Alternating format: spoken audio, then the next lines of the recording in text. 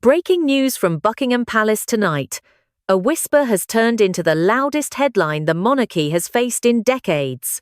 Inside sources confirm that King Charles III has signed what palace aides are calling the Edinburgh Decree, a royal order that effectively rewrites the rules of inheritance and power within the House of Windsor. And the name at the centre of this seismic decision isn't William, nor Catherine, nor even Edward. It's Lady Louise Windsor, the King's quiet, bookish niece, barely 20 years old, and now, according to multiple insider reports, poised to become the Princess of Edinburgh. The story began not with ceremony but with confusion.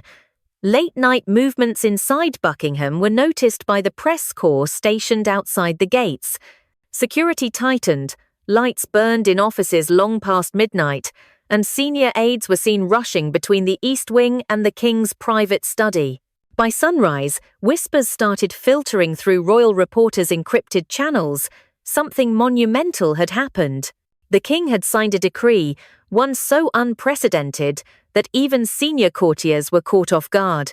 One palace insider described the mood as eerily calm, like everyone knew history had just shifted, but no one dared to say it out loud.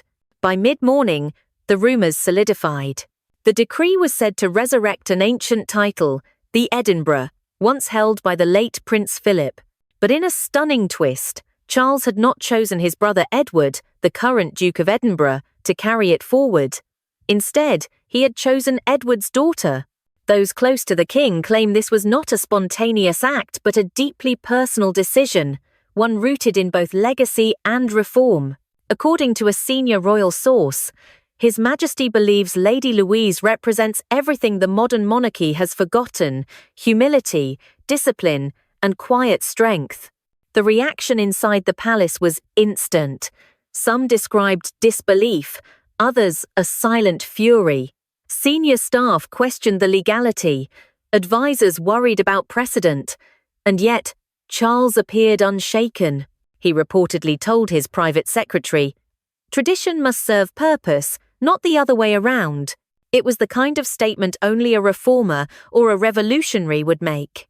Media outlets across Britain scrambled to verify the story.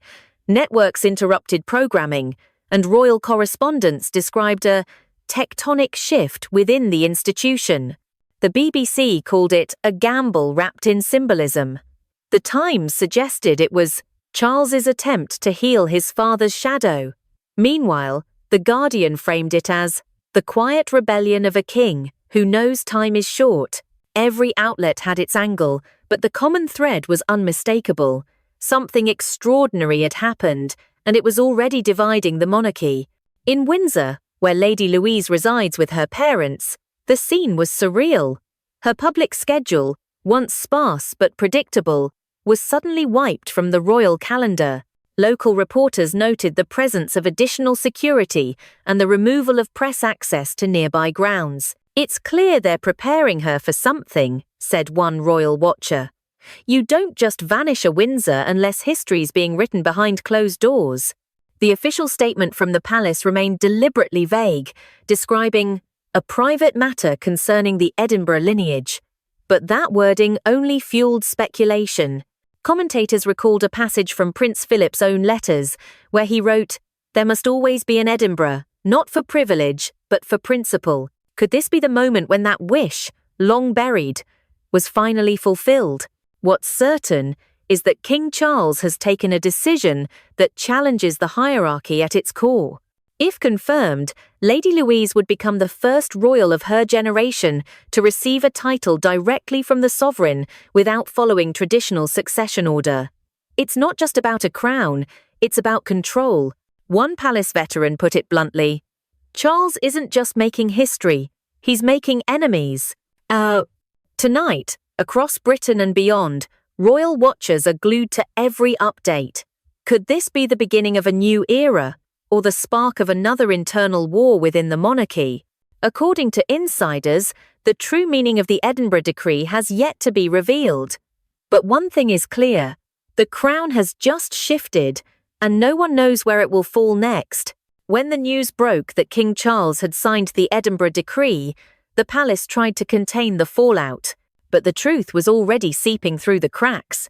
Behind the closed doors of Buckingham, those present during the late-night meeting began to speak quietly, anonymously, but with enough detail to confirm that what had unfolded was no ordinary family discussion.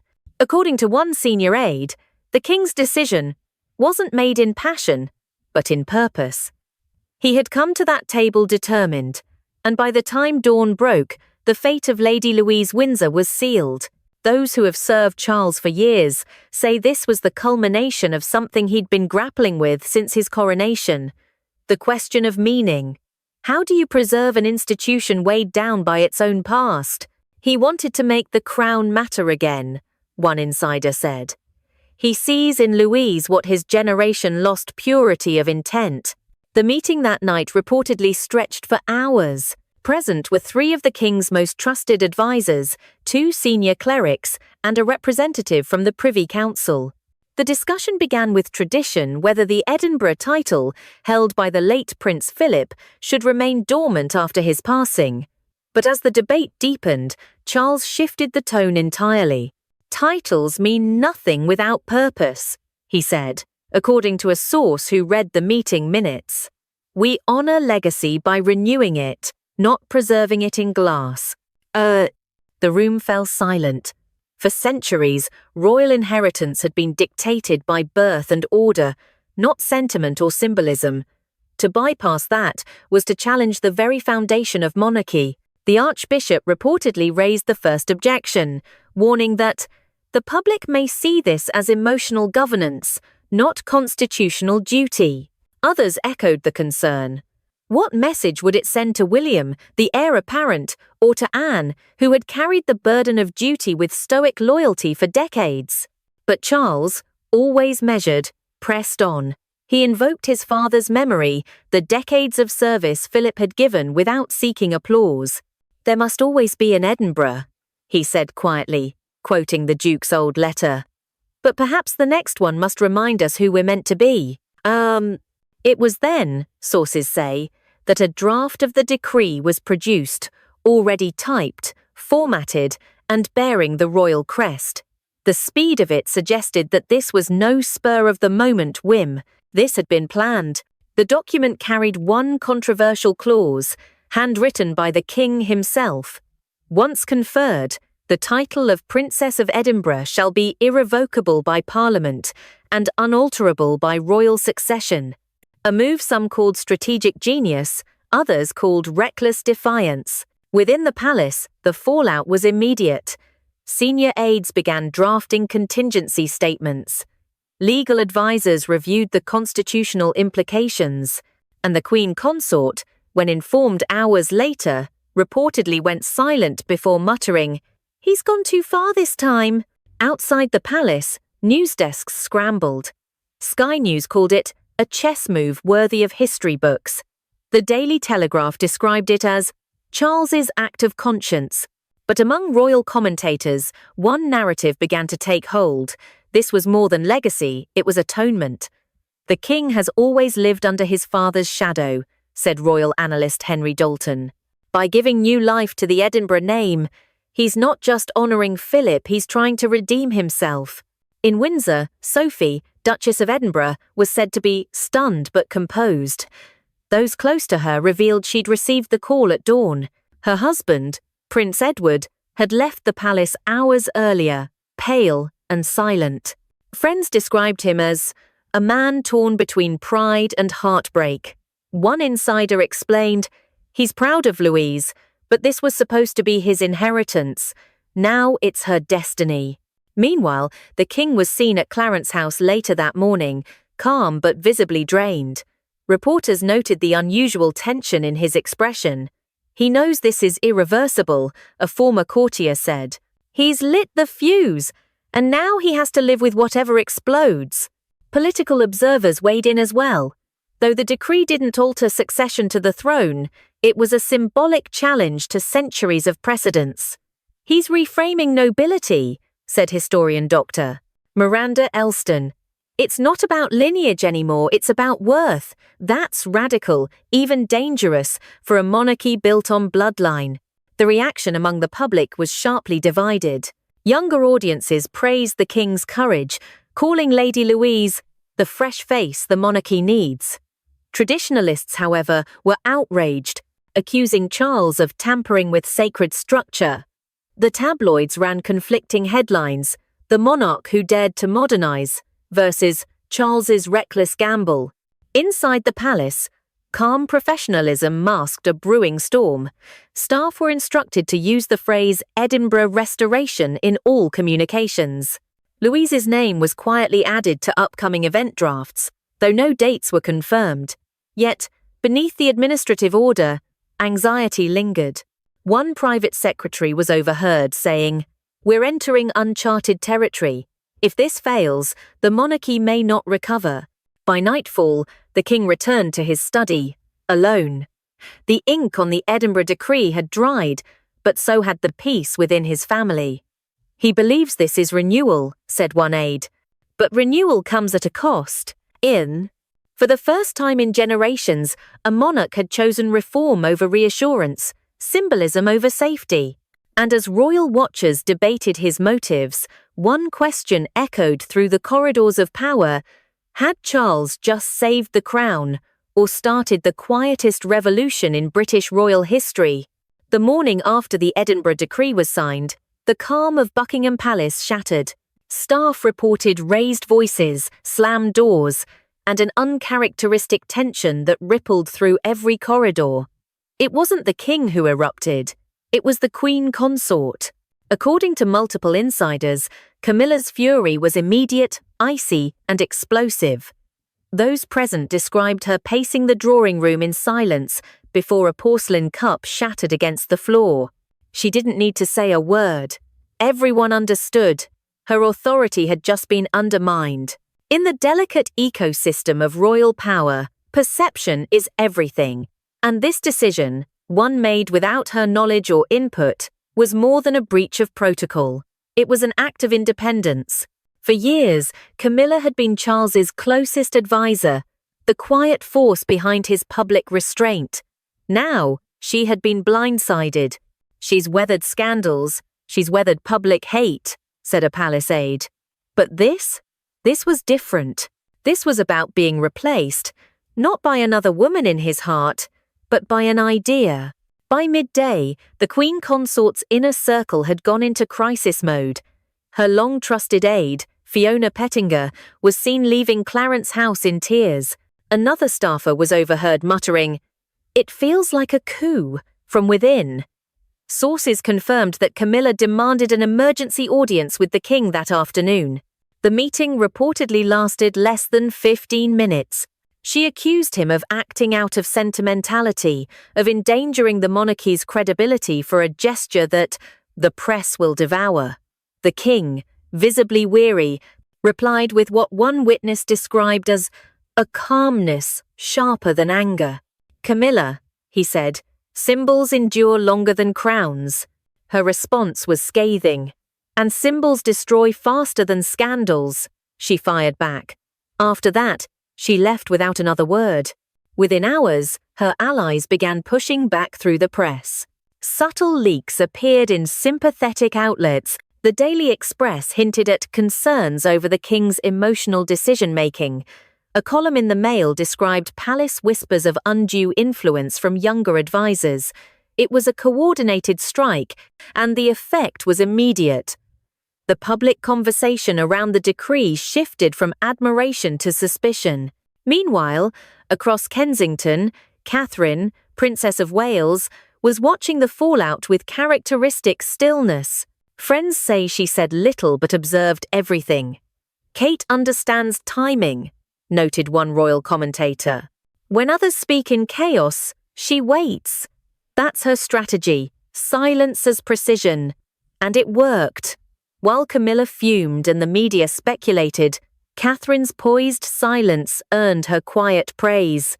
Social media began drawing contrasts, the Queen of Control versus the Queen of Composure. At Windsor, Sophie, Duchess of Edinburgh, faced her own turmoil. Her phone hadn't stopped ringing since dawn. "It was surreal," said a friend close to her. One moment she was planning a quiet family weekend, the next she's mother to the most talked about woman in Britain. Sources say Sophie tried calling Camilla, but the line went unanswered. Between the two women, an invisible line had been drawn, loyalty to family versus loyalty to hierarchy. And then came the press frenzy. Fleet Street went into overdrive. Palace in shock over secret coronation plan, blared the Mirror. King's radical act sparks family rift, reported the Times. Paparazzi swarmed Windsor in the hopes of capturing a glimpse of Lady Louise, but her estate remained sealed under heavy security. "She's vanished," said one photographer. "It's like she's been hidden from the world." Online, a phrase began trending within hours: the reluctant princess.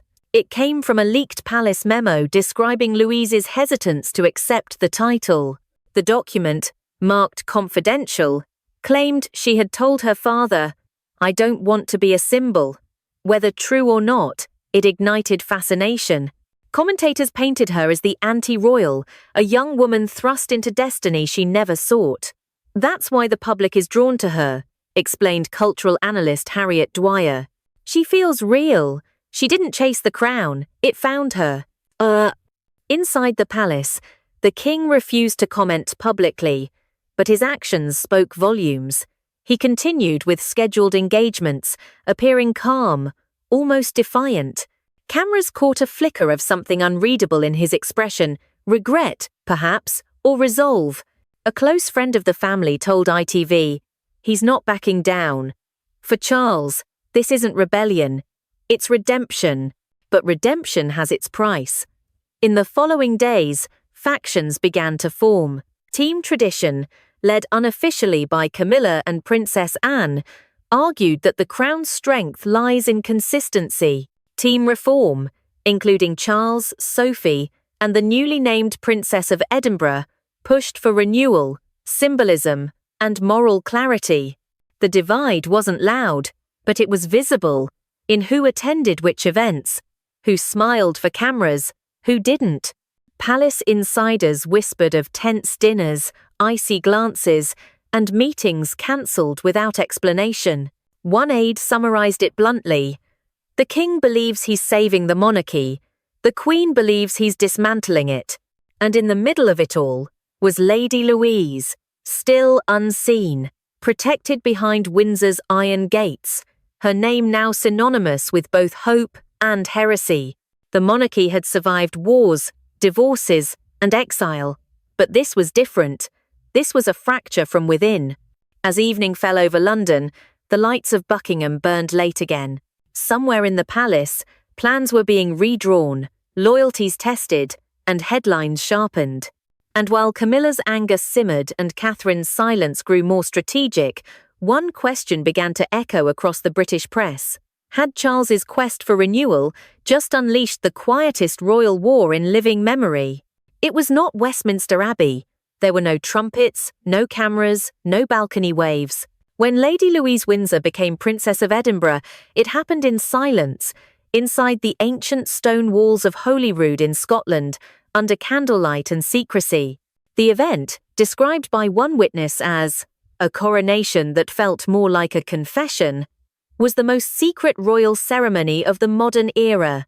Only a handful of clergy, palace officials, and immediate family attended.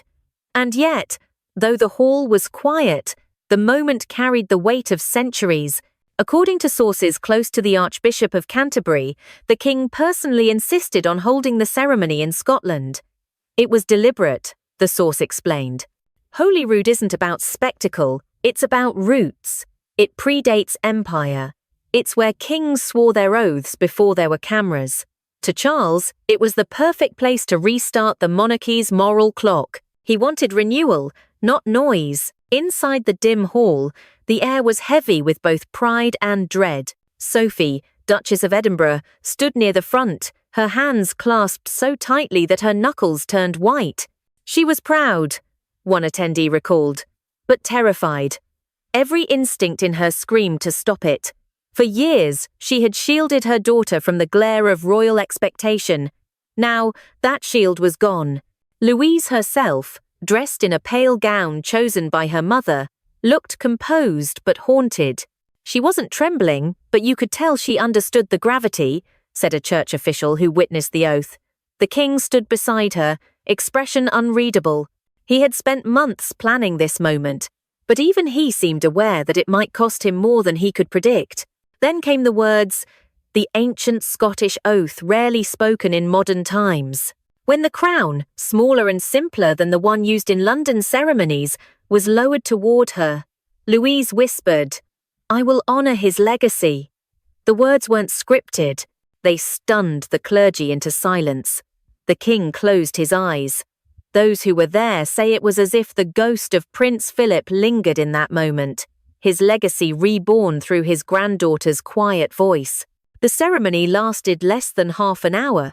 There was no public procession, no royal orchestra, no televised feed. The crown touched her head, the blessing was given, and just like that, a new princess had been created. The king kissed her hand, whispered something only she could hear, and the hall fell still. Outside, a light drizzle began to fall over Edinburgh. No reporters were allowed near the site. Even local police had been briefed, only as private royal activity. But secrets don't stay buried long in the age of smartphones and satellites. That night, a handful of grainy images leaked online, flickers of candlelight, the edge of a silver coronet, a young woman kneeling before the king. Within hours, the hashtag number Princess of Edinburgh was trending across Europe. By morning, every major network had broken the story. The BBC described it as the ceremony no one saw coming. The Guardian called it Charles's boldest act of secrecy. On social media, the reactions split instantly. Some praised the humility. Finally, a royal moment that feels sacred again, one commenter wrote. Others accused the king of deceit, branding it a shadow coronation. Memes of the hidden princess flooded the internet. Royal analysts were quick to note the symbolism. By choosing Holyrood, said historian Dr. Elston, Charles is reminding the public that the monarchy's authority isn't just English, it's British, it's ancestral, it's layered. But in doing so, he's also bypassed Westminster, the heart of constitutional power. That's not just symbolic, it's provocative. Inside palace circles, reactions were mixed. Camilla's allies were said to be stunned into silence. One of her confidants claimed she hadn't been informed until after the ceremony concluded. She found out from a phone alert, the source told reporters. It was humiliation in real time. William, meanwhile, kept his distance. The Prince of Wales neither attended nor commented. He's furious, but he's holding his fire, said an insider close to Kensington Palace. He knows silence in this case is strategy. And so, while Charles's closest family members watched from afar, a quiet revolution had already begun. The coronation was not about spectacle, it was about symbolism. The king wanted to prove that the crown could still inspire reverence, not just attention. Yet, in choosing secrecy over ceremony, he also invited suspicion. By the second night, tabloids were running with headlines like "The Ghost Crown" and "The Monarchy's Hidden Heir." Late-night talk shows mocked the idea of a candlelight coronation, while public opinion polls showed confusion. Was this a spiritual act or a constitutional crisis? Even within the church, murmurs of unease grew. One senior bishop described the ritual as beautiful but reckless. Others defended it as a return to authenticity. Whatever it was, the event had already cemented its place in history, not because of its grandeur, but because of its secrecy. In a single weekend, Lady Louise Windsor had gone from an overlooked royal to the most mysterious woman in Britain. Cameras waited outside Windsor's gates for her first appearance, but none came. The palace offered no official portraits, no statements, no confirmation beyond a single line released at dawn. The Edinburgh legacy continues. For Charles, the silence was strategic. For Camilla, it was infuriating. And for the British public, it was electrifying. Because in a royal family built on visibility, mystery had suddenly become the most powerful weapon of all. And yet, as analysts warned on evening broadcasts, every time a new crown rises in the House of Windsor, an old one begins to crack. Beneath the candlelight and ceremony, something darker was already brewing: jealousy, resentment, and fear. The monarchy had found its new symbol. But symbols, as history has shown, can be the beginning of both redemption and downfall. The morning after the secret coronation, the illusion of calm shattered. By sunrise, the British tabloids had exploded. "Crowned in silence," screamed the Mirror. "King Charles's shadow queen," warned the Telegraph. The Edinburgh Decree, once a whisper of reform, had become a national obsession. And inside the royal family, the atmosphere was turning poisonous. According to Kensington insiders, Prince William was blindsided. He hadn't been informed of the timing nor the location. His team learned of the ceremony the same way the public did, from the morning papers. "He felt betrayed," said one palace source. This wasn't just about a title, it was about trust. The king had acted unilaterally, and for William, that broke an unspoken line. At Windsor, Lady Louise was still in isolation. Security remained tight, and her mother, Sophie, kept a protective watch. "Louise didn't ask for this," said a friend of the family.